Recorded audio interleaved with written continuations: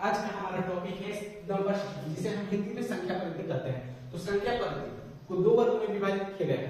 पहला है हमारा रियल नंबर और दूसरा है इमेजिनरी नंबर। तो रियल नंबर जिसे हिंदी में हम लोग वास्तविक संख्या कहते हैं, तो वास्तविक संख्या जिस संख्या को हम अपने बोलचाल की भाषा में उपयोग करते हैं तथा उसको संख्या रेखा पर दिखा सकते हैं, उसे क्या कहते हैं, रियल नंबर यानी वास्तविक संख्या। जैसे हो गया एक संख्या रेखा हो गया, इसको जीरो की जब राइट साइड जाएंगे तो कहां जाएंगे, पॉजिटिव यानी प्लस में जाएंगे, 1 2 3 4 ऐसे काउंट करके इनफिनिट पर। और जो मिरर लेफ्ट साइड आएंगे तो कहां आएंगे, नेगेटिव में यानी माइनस में आएंगे, -1 -2 ऐसे काउंट करके इनफिनिट तक। ये हो गया हमारा रियल नंबर। और वही आ जाएगी काल्पनिक संख्या। तो काल्पनिक संख्या को हम संख्या रेखा पर नहीं दिखा सकते। काल्पनिक संख्या को हम संख्या रेखा पर नहीं दिखा सकते हैं और इसे आयोडा भी कहा जाता है। इसे क्या कहा जाता है, आयोडा भी कहा जाता है। जैसे देखिए √-2, √-3, √-5, √7, इसे हम संख्या रेखा पर नहीं दिखा सकते। एक क्या हो गया हमारे सामने काल्पनिक संख्या। नंबर सिस्टम में कि संख्या पद्धति को दो भागों में बांटा गया है, पहला वास्तविक संख्या, दूसरा काल्पनिक संख्या। अब पढ़ेंगे कि वास्तविक संख्या को भी दो वर्गों में बांटा गया है। कौन कौन? तो पहला है हमारे सामने परिमेय संख्या। पहला परिमेय संख्या जिसको इंग्लिश में हम लोग बोलते हैं रेशनल नंबर। Rational number. वही दूसरा क्या हो गया, अपरिमेय संख्या। दूसरा हमारे सामने अपरिमेय संख्या। अपरिमेय संख्या जिसको इंग्लिश में हम बोलते हैं इरेशनल नंबर। Irrational number.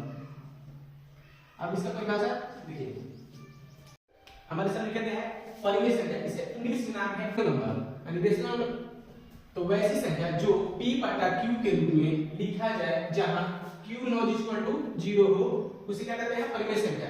जैसे हो गया 2 के बटा 1 अगर इसे p/q के रूप में दर्शा सकते हैं, ये क्या हो गया, एक परिमेय संख्या। 2/3 p/q के रूप में है, तो ये भी क्या है, परिमेय संख्या। 22/7 ये भी p/q के रूप में है, ये भी क्या है, एक परिमेय संख्या। √4 हो गया, तो √4 को रूट से बाहर निकालेंगे तो क्या निकलेगा, 2। तो 2 के बटा 1 लिखकर इसको भी p/q के रूप में दर्शा सकते हैं, तो भी क्या हो गया, एक परिमेय संख्या। √9 इसी तरह क्या हो गया, 3 निकलेगा, तो 3 के बटा 1 लिखकर हम p/q के रूप में लिख सकते हैं, तो ये भी हो गया परिमेय संख्या। और 2.5 तो पॉइंट हटाएंगे तो 25/10 हो जाएगा। 5 के हम हटाएंगे, 5 × 25 5 × 10, तो ये भी क्या हो गया, p/q के रूप में हो गया, तो ये भी परिमेय संख्या। अब आगे देखिए, आगे हमारे सामने है अपरिमेय संख्या। इसको इंग्लिश में बोलते हैं इरेशनल नंबर। तो इरेशनल नंबर वैसी संख्या जिसे p/q के रूप में नहीं लिखा जाए, उसे क्या बोलते हैं, अपरिमेय संख्या। जैसे √3, तो √3 का वर्गमूल निकालेंगे तो √3 का वर्गमूल नहीं निकलेगा। √3 का क्या हो जाएगा, √3, तो एक क्या हो गया, एक अपरिमेय संख्या। √5 भी एक अपरिमेय संख्या जिसका वर्गमूल न निकाला जा सके, क्या हो गया, अपरिमेय संख्या। 2 + √5 ये भी क्या हो गया, अपरिमेय संख्या। 3 + √7 ये क्या है, अपरिमेय संख्या। पाई क्या है, पाई का मान 22/7 है, लेकिन यहाँ पे सिर्फ पाई है। अगर मान इसका 22/7 दिया रहेगा तो परिमेय संख्या हो जाएगी, यहाँ पे पाई है, तो पाई क्या हो गया, एक अपरिमेय संख्या।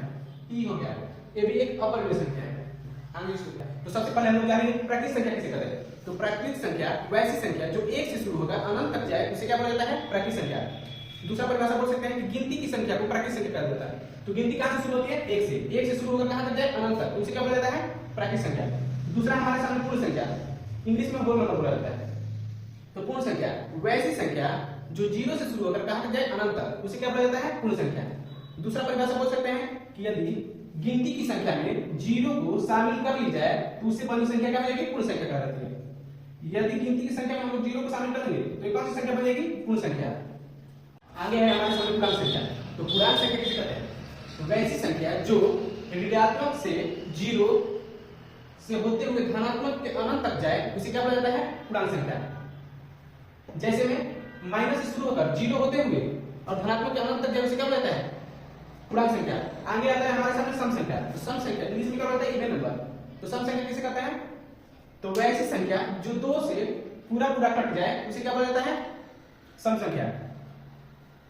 जैसे में हो गया 2 4 6 8 10 12, ये सब क्या हो गया, सम संख्या। इसको दूसरे तरीके से बोल सकते हैं कि वैसी संख्या जो 2 से पूर्णतः विभाजित हो यानी शेष न बचे। 2 से भाग देने पर यदि शेष न बचे तो क्या हो जाएगा, सम संख्या हो गया। आगे हमारे सामने आता है विषम संख्या, इंग्लिश में इसे ओड नंबर बोला जाता है। तो विषम संख्या सम संख्या का उल्टा होता है। सम संख्या में हमने पढ़ा था कि वैसी संख्या जो 2 से पूरा क्या हो जाए, कट जाए, तो उसे सम संख्या कहते हैं। विषम संख्या वैसी संख्या जो 2 से भाग देने पर पूरा ना कटे, उसे क्या बोला जाता है, विषम संख्या। जैसे में 1 3 5 7 9 11 13 क्या हो गया, विषम संख्या। अब क्या है हमारे सामने, भाज्य संख्या। इंग्लिश में क्या बोला जाता है, कंपोजिट नंबर। तो वैसी संख्या जो एक और स्वयं को छोड़कर किसी अन्य संख्या से कट जाए, उसी क्या बोला जाता है, भाज्य संख्या। यानी एक और स्वयं को छोड़कर किसी अन्य संख्या से भी क्या हो जाए, उसका पूरा पूरा भागा लग जाए, उसे क्या बोला जाता है, भाज्य संख्या।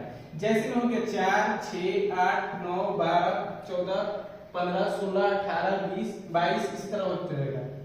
इसमें 9 हो गया, तो 9 1 से भी कट रहा है, 9 से भी कटेगा और 3 से भी। यानी एक और स्वयं को छोड़कर किसी अन्य संख्या से कट जाए, इसे क्या बोला जाता है, भाज्य संख्या। इंग्लिश में कंपोजिट नंबर। फिर आगे देखिए, आगे है हमारे सामने अभाज्य संख्या। तो अभाज्य संख्या किसे कहते हैं, इसका इंग्लिश नाम हो गया प्राइम नंबर। तो प्राइम नंबर वैसी संख्या जो एक और स्वयं को छोड़कर किसी अन्य संख्या से न कटे, उसे क्या बोला जाता है, प्राइम नंबर। इसका जैसे में क्या हो जाएगा, तो जैसे में 2 एक और स्वयं को छोड़कर किसी अन्य संख्या से नहीं कटेगा। 3 4 4 नहीं होगा, 4 2 से भी कट रहा है और 1 से भी कटेगा और 4 से भी कटेगा। तो यहाँ पे क्या हो जाएगा, 5 7 9 नहीं होगा, क्योंकि 9 3 से भी कट रहा है और 1 से भी कटेगा और 9 से भी कटेगा।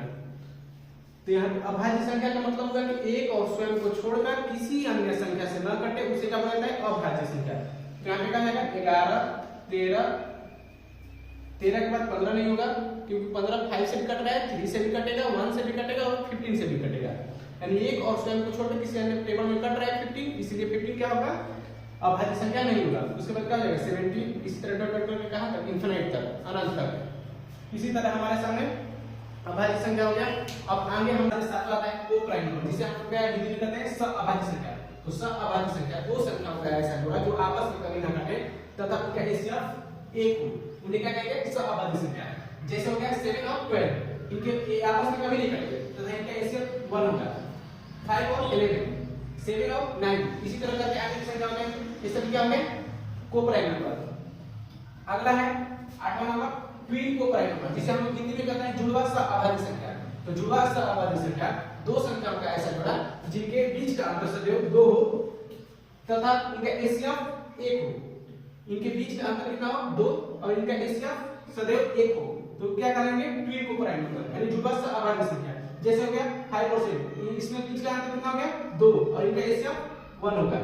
11 और 13, 70 और 90, ऐसे ऐसे करके बहुत सारे संख्या हो जाएंगे। ये क्या करेंगे, ट्विन को प्राइम। आपका नंबर सिस्टम का पूरा क्लास हो गया, लगभग 10 मिनट लगा होगा। अगर मेरे वीडियो को आप 2-3 बार देख लीजिएगा तो सारा डेफिनेशन आपको याद हो जाएगा।